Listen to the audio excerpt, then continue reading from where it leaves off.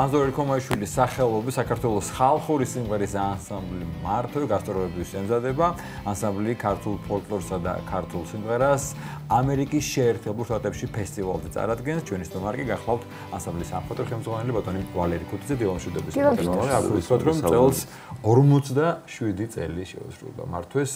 საოცარია მართვე არის ცალკე ისტორია, ცალკე დიდი საქმე ამ მართლაც გამორჩეულ ჩვენს კულტურაში და ცხადია პირველ რიგში ბატონი აზორის რაღაცა უდიდესი მაშინდელი ესე განჭრეტილი იმისთვის რომ ეს ქართული სიმღერა გადაერჩინა და მე გილოცავთ ამ წელს ამ ნაყოფიერ პერიოდს და დარწმუნებული ვარ წინა აქვს კიდე ბევრი აწლეული წელი. გითხარით როგორ ემზადებით გასტროლისთვის, იმიტომ რომ ყოველთვის მნიშვნელოვანია უცხოეთში განსაკუთრებით წარმოადგენს ჩვენს კულტურას და მით უმეტეს ასეთ ქვეყანაში რომელიც ამერიკის შეერთებული შტატებია. რა ფესტივალზეა საუბარი?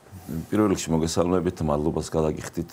ყოველთვის მართვეს გვერდში დგეხარ თქვენ ტელევიზია და ამისთვის დიდი მადლობა. დიახ, ერთ კვირაში მივამგზავრებით ამერიკის შეერთებულ შტატებში, კერძოდ მონტანა შტატში, ქალაქ მიზულაში. საერთაშორისო ფესტივალია, სხვათა შორის 97 წლიდან თუ არ ვცდები დაფუძნებული ფესტივალია და მსოფლიოს ყველა კუთხიდან თითქმის ცნობილი გუნდები და სერიოზული გუნდები ჩამოდგნენ ფესტივალზე. რაც შეეხება რეპერტუარს, თავად რა უნდა წარადგინოთ ფესტივალს, აქვს თავისთავად რაღაც გარკვეული თავისი მოცემული გეგმა, ასე ვთქვათ, ხო?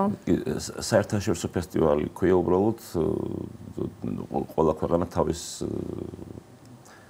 ჩვენ მაგალითად ფოლკლორით მივდივართ, მაგრამ არიან კლასიკური გუნდებიც. და არიან ძალიან საინტერესო ფოლკლორული გუნდები აფრიკიდან, მაგალითად სამხრეთ ამერიკიდან. მე პირადად ნამყოფი ვარ ამ ფესტივალზე რამდენიმე წლის წინ, მაგრამ მართვე პირველად მიდის და ძალიან საინტერესო გუნდები არიან. ახლა წელს მაგალითად უგანდიდან არის ძალიან კარგი გუნდი. ევროპიდან არიან, გერმანიიდან, ესტონეთიდან, აღმოსავლეთიდანაც არიან გუნდები და თვითონ ამერიკიდანაც რამდენიმე გუნდია და აი მაგით არის საინტერესო რომ ეს განსხვავებული სიმღერის კულტურა და ისტორია კი ერთმანეთს ერწყმის და ფესტივალიც ხომ მაგიტომ არის შექმნილი რომ დაამეგობროს თავისი შემოქმედება ქვეყნებმა სხვა ქვეყნებმა და დაამეგობროს და ამით დიახ, ნომინაციები არის თუ არ არის ნომინაციები? არ არის. ეს არის ფესტივალი უბრალოდ და კიდე საინტერესო ის არის რომ ყველა ქვეყანა ვინც ჩამოდის და წარადგენს თავის შემოქმედებას იმართება ვორქშოპებიც და ამის შესახებ პატარა ლექციების სახით წარადგენს თავის კულტურას. თქვენ ცხადია გაქვთ თქვენი რეპერტუარი, გაქვთ გამომდინარე იქიდან რა თაობა, რა ხმებია. თუ ხდება ხოლმე რომ ფესტივალებზე რაღაცა განსაკუთრებით ქმნით ან ამუშავებთ კონკრეტულ სიმღერას, რომელსაც წარადგენთ საფესტივალოდ, იმიტომ რომ როგორც სოფო მაგნიშნა არსებობს ფესტივალები, რომელსაც აქვს თავის გეგმა, თავის შინაარსი, თუმცა რომ არ გქონდეს, როცა მიდიხარ, მაგალითად საქართველოში კონცერტი, სხვა არის ქართველი მაყურებელი, თუმცა მიდიხარ და ჩვენ თქვით რომ იქ უცხო მაყურებელი მოისმენს, სხვა ქვეყანა მოისმენს, შეიძლება კონკრეტული სიმღერა, კონკრეტული რაღაც ნიმუში გინდათ გაიტანოთ. ხო, ეხა კონკრეტულად მოთხოვნა არ ყოფილა, მაგრამ იმათვის ქართული ფოლკლორი სადაც გაჟღერდება, აბსოლუტურად გაუცებას იწვევს. თან მუსიკალური საზოგადოება არის ჩამოსული და ძალიან ინტერესს იწვევს, როგორც კი გაიგებე ქართული ანსამბლი ჩადის. ეს ნებისმიერ ფესტივალზე ზოგადად ესე ხდება. იმიტომ რომ აბსოლუტურად განსხვავებულია ყველასგან. ეს ხო უნიკალურია მარტო აქ არის დედამიწის სულ მარტო ჩვენთან არის ეს რითიც შეგვიძლია ვიამაყოთ თქმა უნდა და როგორც კი გაიგებენ დაუშვათ ქართული ანსამბლი სადმე ჩადის ძალიან დიდი აღფრთოვანებით და ერთი სულად როდის ჩამოვიდა. ჩვენს რეპერტუარი შევადგინეთ, რა თქმა უნდა, ყველა კუთხის სიმღერები, იმიტომ რომ მრავალფეროვანი იყოს და ამითაც ძალიან ინტერესდებიან, რომ ესეთ ერთ ქვეყანაში რაღაც დაუშვათ იმღერება კახურ სიმღერას, დინჯს, ლამაზ დარბაესულს და უცბად მე რო გურულ სიმღერას იმღერებ. მე გრულზე გადახვალ. მე ხო ეს ძალიან აუცილებლად და ხო შეიძლება დაუშვათ ჩავდეს ქვეყანა და რაღაც ერთი სტილის სიმღერები ესე ხდება. როგორ მოხდა მართვეს ამ ფესტივალზე, ასე ვთქვათ, წარგზავნა?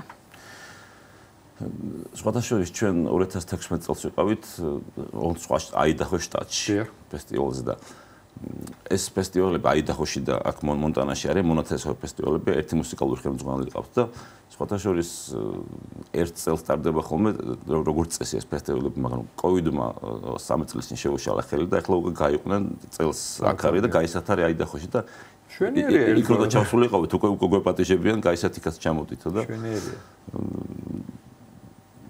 მე ვიყავი ამ ფესტივალზე ეკლესიიდან გუნდით ვიყავი ჩასული და გვაქვს ურთიერთობა ამ ფესტივალთან და ყოველთვის სურვილი ჰქონდათ რომ აი თქვათ იცოდნენ რომ მართვი არსებობდა და მე მის ლოტბარი ვიყავი მაშინ და სულ ინტერესი ჰქონდათ ყოველთვის. თქვენ აგრძელებთ რა თქმა უნდა ბატონი ანზორის ამდით გზას რომელმაც თავის დროზე გარდა იმისა რომ მართლა ნუ რა ვიცი ამ ერთმა კაცმა შეუძლებელი შეძლო თავის მეგობრებთან ერთად დიდ მომღერლებთან, ცოცხლებთანაც და გარდაცვლილებთანაც და მართვის აზრი მთავარი ეს იყო ყველა მითხრა რომ გადაერჩინა და ახლიდან შეეყვარებინა ქართული სიმღერა და ეს მოხდა და დღეს არ ვიცი ისეთი პოპულარულია როგორც ალბათ რა ვიცი არასდროს შეიძლება ითქვას. რა ხდება დღეს როგორია ინტერესი, თაობა როგორია, იზრდება თუ არა გაინტერესება, იმიტომ რომ მე ვიცი რომ ძალიან ბევრი ახალგაზრდა მოდის თქვენთან. აი თქვენ ბატონი აზური ახსენეთ და დასხოები მასთან ერთად ცხადია ყველა მაგრამ პირადად მისი დამსახურება ამ ადამიანს 57 წლის წინ რომ ჩაუყარა ამ საფუძველი და მიზანიც ეს იყო რომ შეეყვარებინა ბავშვებისთვის სიმღერა ხალხური. იმიტომ რომ მისი სიტყვებია თუ გინდა სიმღერა გადაჭდეს იგი ბავშვებს უნდა ასწავლოს. დღეს უამრავი ბავშვი მღერის საქართველოში, უამრავი ბავშვთა ანსამბლია, ერთმანეთზე უკეთესი. ეს პირდაპირ ამ კაცის დამსახურება. თუმცა ახლა თქვათ რომ დღეს უმეტესი ლოტბარები და ხელმძღვანელები მართველები არიან.